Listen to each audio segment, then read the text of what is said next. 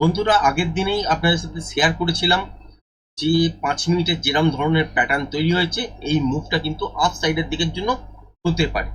যদি বাজার ফ্ল্যাট খুলতো বা ছোটখাটো গ্যাপ আপ বা গ্যাপ ডাউন খুলতো, সেক্ষেত্রে যদি দেখতেন যে 22,280 এটাকে ব্রেক করেনি, তাহলে এখান থেকে একটা সুন্দর মুভমেন্ট আপ সাইডের দিকের জন্য আমরা পেতাম।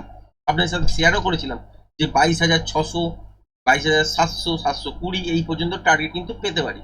এবং এরপরে যদি যে মুভমেন্ট হবে সেটার জন্য ইন্টারডে ফ্রেশ প্রাইস অ্যাকশনের উপরই আপনাকে কিন্তু নির্ভর করতে হবে। তার মানে ডেলি বেসিসে আপনি যেখান থেকে ট্রেডিং সেট তৈরি করবেন বা শুরু করবেন, সেখানে যা প্রাইস অ্যাকশন চলবে তার উপর কিন্তু ডিপেন্ড করতে হবে।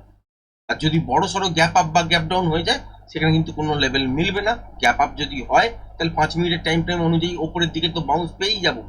সেখানে যে মুভমেন্টটা হওয়ার ছিল তার থেকে হয়তো অনেকটা বেশি হবে, কিন্তু আমরা ট্রেড পাবো না, যেটা আজকের দিনে আমরা দেখতে পেয়েছি। কোথায় বন্ধ করেছিল মোটামুটি দেখতেই পাচ্ছেন, 22,380-র কাছাকাছি। আর সেখান থেকে গ্যাপ আপে এক লাফে কিন্তু উপরের দিকে খুলেইছে কোথায়, ঠিক এই জায়গাটার কাছাকাছি, যেটা হচ্ছে 22,887, 90 বা 22,900-র কাছাকাছি। তারপর উপরের দিকের জন্য কিছুটা মুভমেন্ট হয়েছে, তারপর ডিপ হয়েছে, তারপর আবারও উপরের দিকের জন্য যাওয়ার চেষ্টা করেছে, তারপর এখান থেকে তলার দিকের জন্য মুভমেন্ট হয়েছে।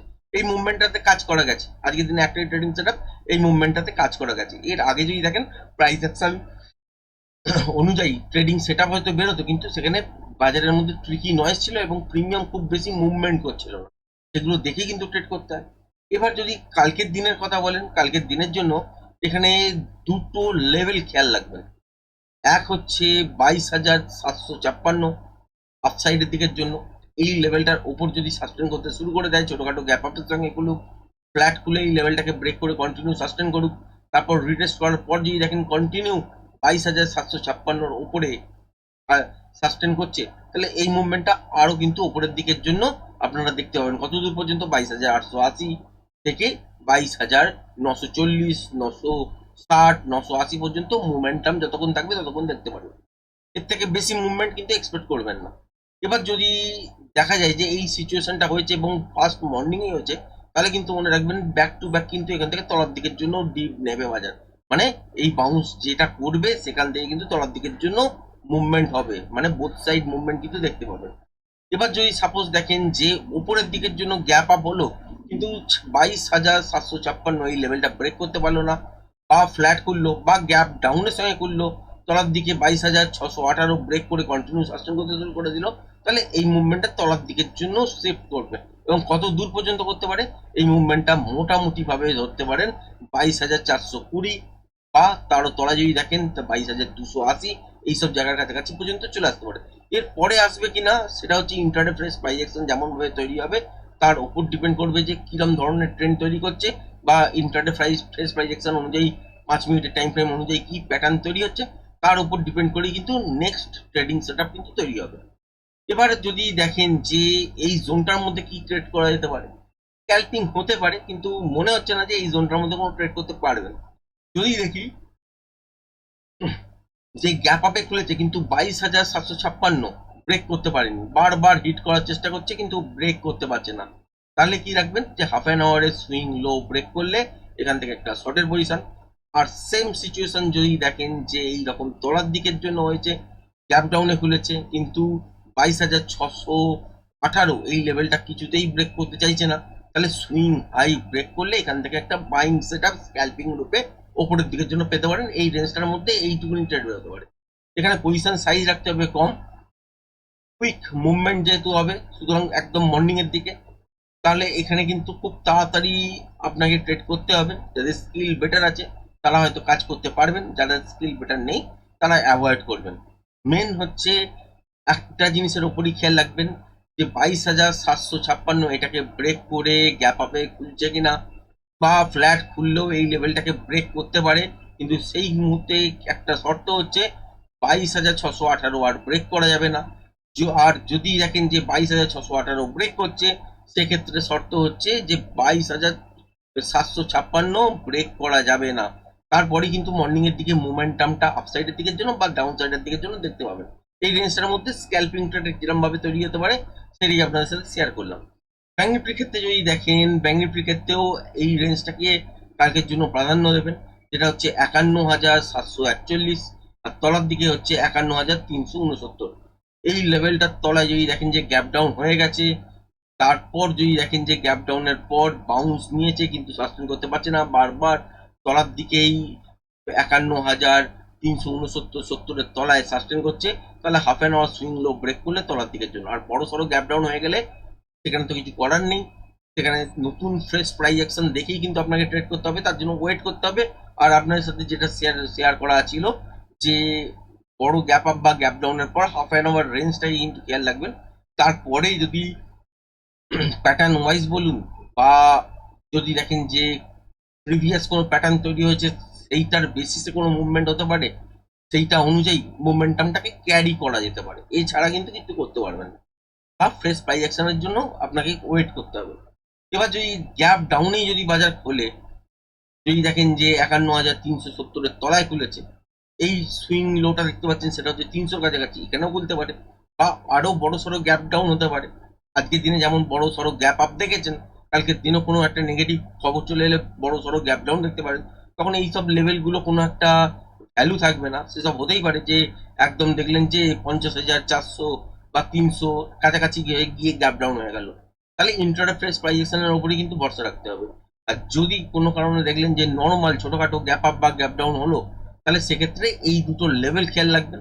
এই দুটো লেভেলের মধ্যে স্ক্যাল্পিং ট্রেড হয়, এই জায়গাটা যদি বুঝতে হয় তাহলে হচ্ছে ঠিক গ্যাপ ডাউন হবে কিন্তু 51,370 আর ব্রেক হবে না, সেক্ষেত্রে সুইং হাই ব্রেক করলে আপসাইডের দিকের জন্য একটা স্ক্যাল্পিং ট্রেড। আবার যদি টার্গেট হবে ঠিক এই এতদূর পর্যন্তই, যেটা হচ্ছে 51,740-48, বা যতক্ষণ মোমেন্টাম আছে এরপর ততক্ষণ পর্যন্ত ক্যারি করতে হবে। তারপর ইন্টারডে ফ্রেশ প্রাইস অ্যাকশন অনুযায়ী যদি আপসাইডের দিকের জন্য প্যাটার্ন কিছু তৈরি হয়, তাহলে সেই মুভটাকে কন্টিনিউ করতে হবে। আর যদি রিভার্সাল টাইপের কোনো প্যাটার্ন তৈরি হয়, তাহলে সেই মুভটা তলার দিকের জন্য ক্যারি ফরওয়ার্ড হবে, সেক্ষেত্রে বোথ সাইড হয়ে যাবার সম্ভাবনা থাকবে। এবং যদি ছোটখাটো গ্যাপ আপ বা গ্যাপ ডাউন যাই হলো না কেন, 51,370 যদি ব্রেক করতে না পারে এবং উপরের দিকের জন্য যদি দেখেন যে মুভটা এটাকেও ব্রেক করে কন্টিনিউ হয়েছে আরো বেশ কিছুটা, সেটা হতেই পারে যে 51,740 এটাকে ব্রেক করার পর উপরের দিকে 52,100-52,100-র কাছাকাছি হয়তো বাজারকে দেখলেন, সেক্ষেত্রেও কি করবেন যে মনে রাখবেন যে এটা বোথ সাইড টাইপের মুভমেন্ট হতে পারে। সুতরাং এখান থেকে যে উপরের দিকের জন্য যে মুভমেন্টটা 5 মিনিটের টাইম ফ্রেম অনুযায়ী দেখবেন, সেটা যদি ফার্স্ট হাফ 11টা 11:30-র মধ্যে কমপ্লিট হয়ে যায়, তারপর দেখবেন যে প্যাটার্ন বাজারে তৈরি হবে, বেশ কিছুটা টাইম দিতে হবে। তারপর যদি রিভার্সাল প্যাটার্ন তৈরি হয়, সেই মুভটা কিন্তু এখান থেকে আবার তলার দিকের জন্য শিফট করবে, এটা কিন্তু খেয়াল রাখবেন। এবং বোথ সাইড টাইপের মুভমেন্ট হওয়ার চান্সেস কিন্তু থাকবে। আর যদি দেখা যায় যে ক্লিয়ার গ্যাপ আপ হয়েছে কিন্তু এই সুইং হাইটাকে ব্রেক করতেই পারেনি, বা ব্রেক হয়তো করেছে সাস্টেন করতে পারেনি, যখন গ্যাপ আপ হয়েছে তখন দেখবেন যে 51,740 এই লেভেলটা তলায় হয়েছে, তারপর কোনো ক্রমে হয়তো ব্রেক করেছিল, তারপর থেকে তলাতেই সাস্টেন করছে, তাহলে হাফ অ্যান আওয়ারের সুইং লো কেয়ার রাখবেন। যদি ব্রেক করে দেয় তাহলে এখান থেকে তলার দিকের জন্য একটা স্ক্যাল্পিং মুভ হতে পারে।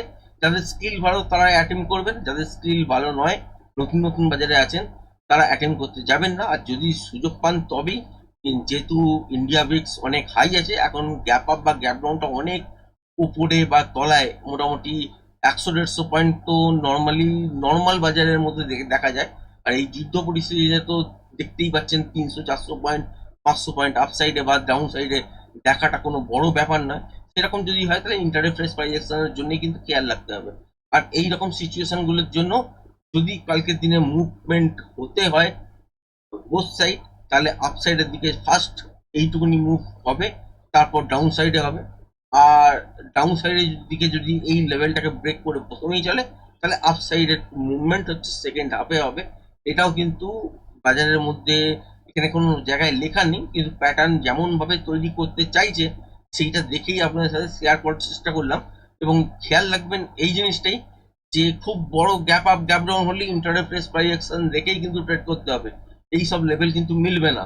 আর যদি ছোটখাটো গ্যাপ আপ বা গ্যাপ ডাউন হয়, তাহলে সেক্ষেত্রে এই দুটো লেভেলের ওপরই কিন্তু কালকের দিনের ট্রেডিং সেট আপ কিন্তু দাঁড়াবে।